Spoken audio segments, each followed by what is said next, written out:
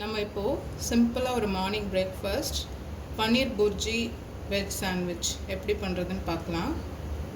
அதுக்கு கொஞ்சமாக ஆயில் சேர்த்துக்கலாம் ஒரு பேனில்.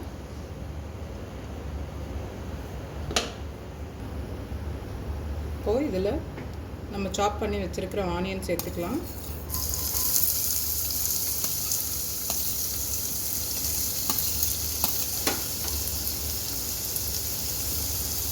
ஆனியன் நல்லா ஃப்ரை பண்ணிக்கலாம்.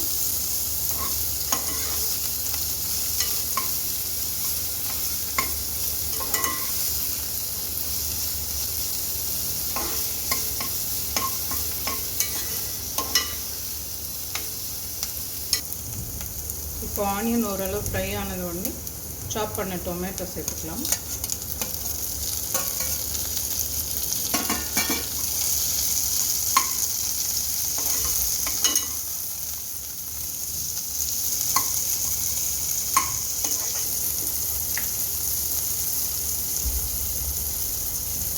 மஞ்சள் தூள், மிளகாய் தூள், தனியா பவுடர், கரம் மசாலா. இந்த பவுடர்ஸ் எல்லாமே நம்மளோட ஸ்பைஸ் லெவலுக்கு ஏற்ற மாதிரி சேர்த்துக்கலாம்.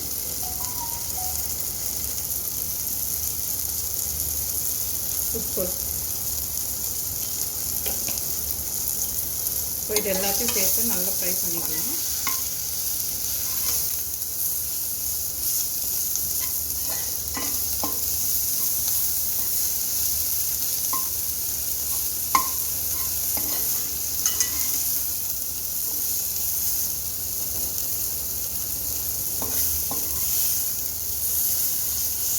சரி, இப்போ இந்த மசாலா நல்லா ஃப்ரை ஆகிடுச்சு.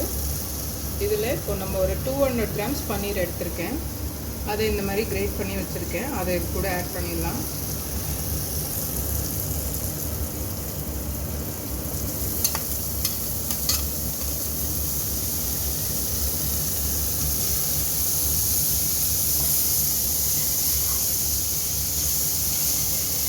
பன்னீரை இதில் ஆட் பண்ணிவிட்டு ஒரு 2 மினிட்ஸ் ஃப்ரை பண்ணால் போதும்.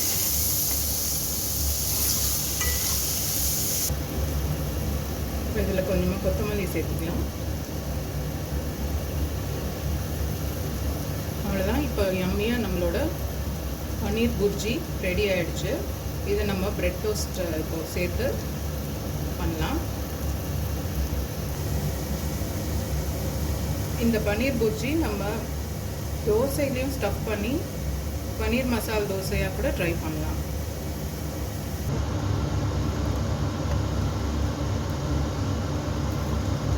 இப்போ இந்த நம்ம ப்ரெட்டை 2 சைடும் பட்டர் அப்ளை பண்ணி டோஸ்ட் பண்ணிக்கலாம்.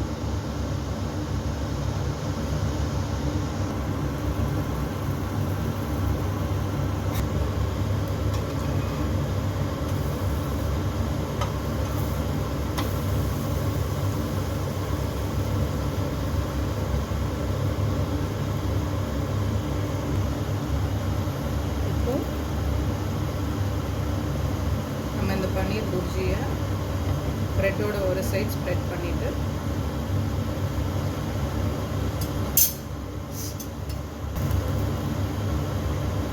இது எப்படியே நம்ம சாண்ட்விச் மாதிரி சர்வ் பண்ணிடலாம்.